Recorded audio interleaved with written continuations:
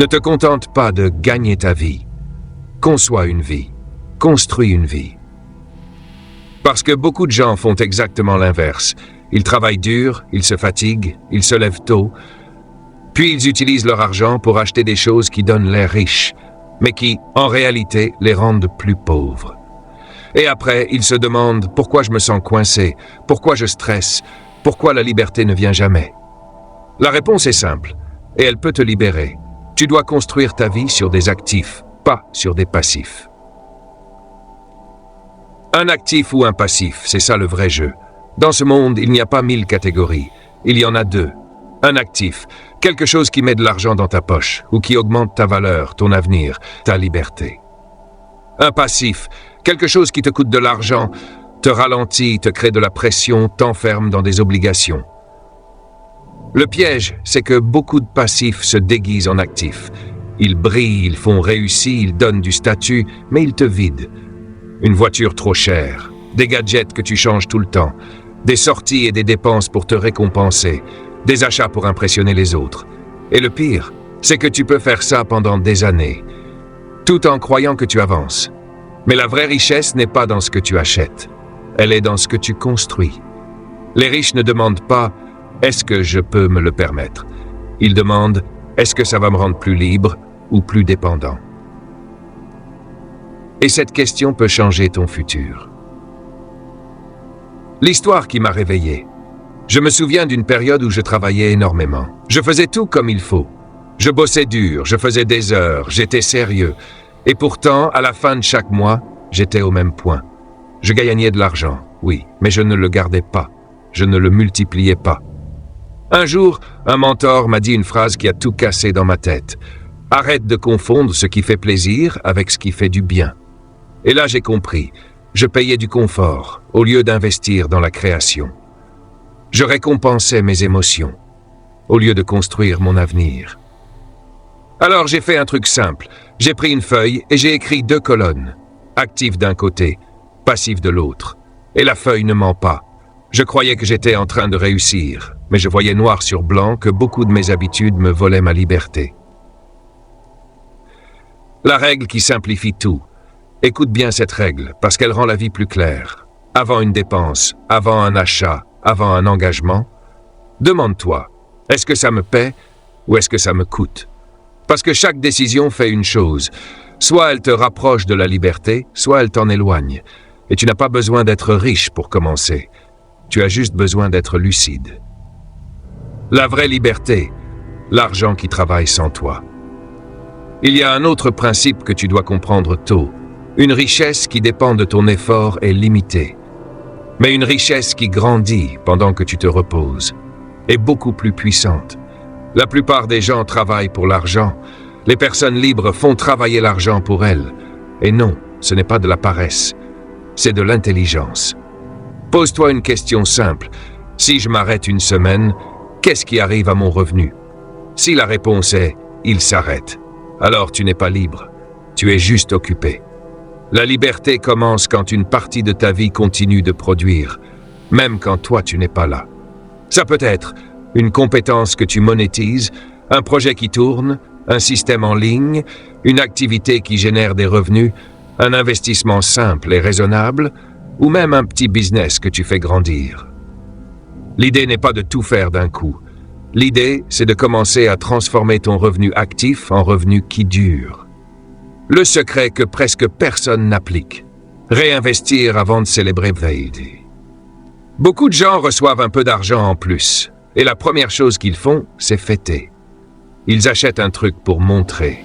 Ils se récompensent. Ils veulent sentir qu'ils ont gagné. Mais souvent, c'est exactement comme ça qu'on reste bloqué. Parce que chaque euro dépensé dans l'ego, c'est une graine qui ne pousse jamais. Les personnes qui construisent vraiment font l'inverse. Elles réinvestissent avant de célébrer. Elles utilisent le premier gain pour agrandir, pas pour impressionner. Et c'est comme ça que la richesse grandit en silence, lentement, sûrement, durablement. La gratification différée, ce n'est pas une punition, c'est une stratégie. Ton premier actif, c'est ton esprit. Maintenant, laisse-moi te dire une vérité. La richesse ne commence pas dans le portefeuille. Elle commence dans la tête. Avant l'argent, il y a les idées. la connaissance, la vision, la capacité de décider intelligemment. J'ai vu des gens travailler dur, mais rester au même niveau. Et j'ai vu d'autres personnes lire, apprendre, se former, réfléchir et dépasser tout le monde. C'était pas la chance, c'était la préparation. Alors traite ton esprit comme un actif. Lis un peu chaque jour, apprends quelque chose qui augmente ta valeur. Cherche des idées, développe des compétences. Parce qu'un esprit nourri prend de meilleures décisions. Et de meilleures décisions construisent une vie différente. Petite précision, tout ce que je dis ici est général, c'est pas un conseil financier personnalisé. Arrête d'acheter pour impressionner. Il y a une pauvreté déguisée qui piège énormément de gens, c'est quand on dépense pour être vu. Voiture flashy, vêtements de marque, gadgets dernier cri. Sur le moment, tu te sens haut. Mais ensuite, les factures arrivent et tu te sens plus bas. Les achats d'apparence donnent une satisfaction rapide et une pression longue. Retiens ça, l'image s'achète cher, mais l'indépendance se construit. Demande-toi avant d'acheter, est-ce que ça me rend plus libre ou plus dépendant? Protège ce que tu construis. Beaucoup de gens savent gagner, mais ils ne savent pas protéger. Et pourtant, la protection, c'est la moitié de la richesse, parce qu'une seule tempête peut détruire des années d'efforts. Une urgence, une grosse dépense imprévue, une dette qui explose, une décision émotionnelle. Tu veux construire solide? Alors pense comme quelqu'un qui protège ses graines. Prépare une réserve pour les imprévus. Évite les dettes qui t'étouffent. Protège ce que tu ne peux pas perdre, ta santé, ton outil de travail, ton équilibre. La richesse, ce n'est pas seulement ce que tu crées, c'est ce qui survit. La discipline te lance, les systèmes te multiplient. La motivation, ça monte et ça descend. La discipline, ça te met en route. Mais ce qui change tout, ce sont les systèmes. Un système, c'est simple. Automatiser ce qui compte, suivre ce que tu fais, répéter sans dépendre de l'humeur. Les gens libres ne comptent pas sur « j'ai envie », ils comptent sur « c'est prévu ». Petit à petit, cette constance devient puissante parce que la constance bat l'intensité. Ton entourage est un accélérateur ou un frein. Dernier point, ton cercle crée ton plafond. Si tu passes ton temps avec des gens qui parlent seulement de dépenses, de plaisir rapide, de statut, tu vas naturellement suivre ce chemin. Mais si tu t'entoures de gens qui parlent de création, de projet, de discipline, de progression, ton esprit change. Et quand ton esprit change, ta vie suit.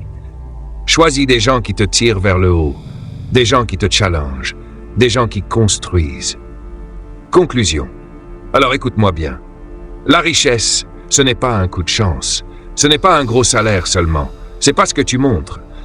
C'est des décisions claires, des actifs solides, des habitudes régulières, de la protection, un esprit nourri et des systèmes qui tournent. À partir d'aujourd'hui, fais un truc. Avant chaque achat, chaque plan, chaque engagement, pose-toi cette question. Est-ce que ça va me rendre plus riche ou plus pauvre? Plus libre ou plus dépendant? Parce que cette question peut transformer ton futur. Si cette vidéo t'a aidé, mets un like, abonne-toi et dis-moi en commentaire quel est l'actif numéro 1 que tu veux construire à partir d'aujourd'hui. On se retrouve dans la prochaine.